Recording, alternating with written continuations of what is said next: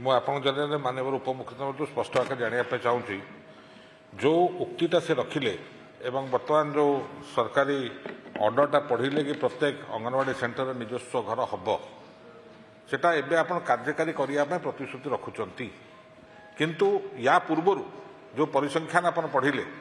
कि 9000 केतश बर्तमान सुधा कंप्लीट है ना जो गुड़ा इनकम्प्लीट अवस्था अच्छी सेतबले भी सैया रूल थिला कि एनआरजीएस हो बा अन्य फंड रे डोकटेल करिकी आपण ताको कार्यक्रम करेंगे किंतु परवर्ती अवस्था देखागला कि एनआरजीएस पैसा ठिकना समय न आसवा हेतु एवं तार बिलिंग प्रोसेसटा कम्बरसम हवा हेतु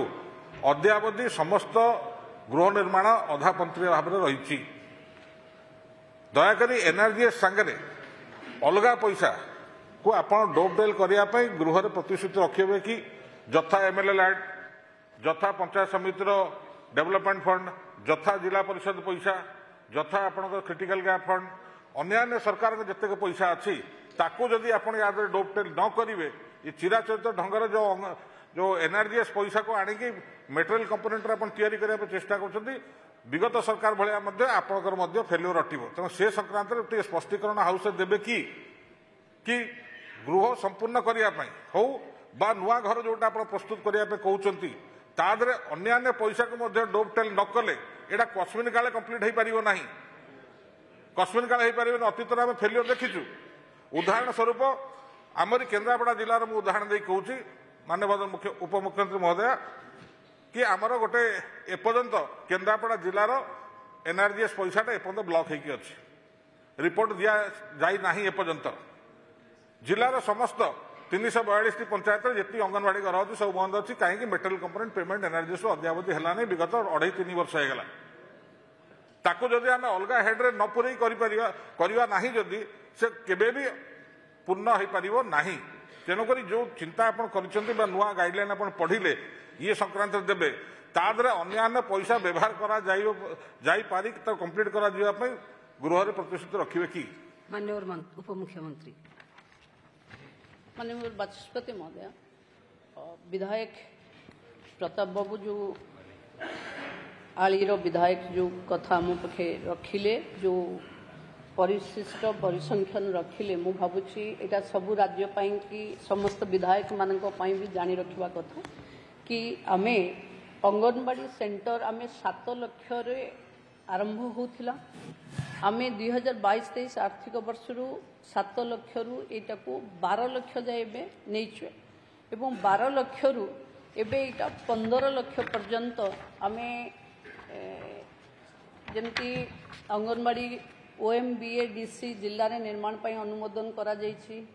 अंगनवाड़ी DMF फंड OMBADC अधीन निर्माण करा जायछि जी ताकू कहूँ से 15 लाख टंका व्यय जोटा निर्माण होती आम 31 अंगनवाड़ी की 2टी DMF जिले में जमती सुंदरगढ़ झारसुगुड़ा आमर कंपोनेंट एबे जोटा जमती PM जन्मन रे अच्छी 12 लाख टंका दिया होची एवं आमे जो ब्रेकअप करिछु एबे जदि एनआरजीएस पाई जो पैसा मिलुची बा पंचायत रो जो भागीदारी पैसाटा हमको मिलबारे द्वंद्व होची एबे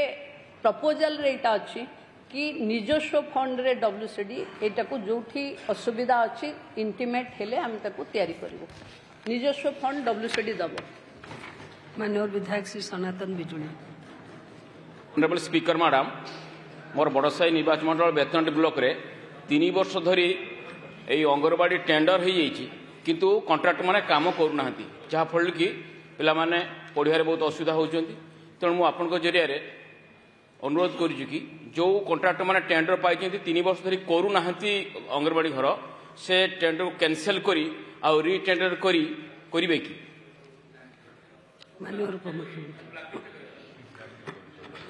माननीय बाचस्पति महोदय विधायक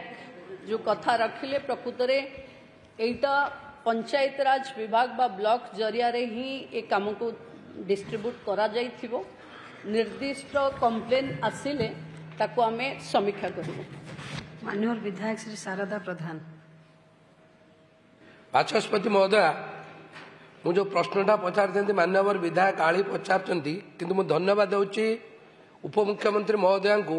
आम निर्वाचन मंडल ए वर्ष 35 अंगनवाड़ी सेंटर माने 7 लाख टंका बिल है पर भी सरी नथिला।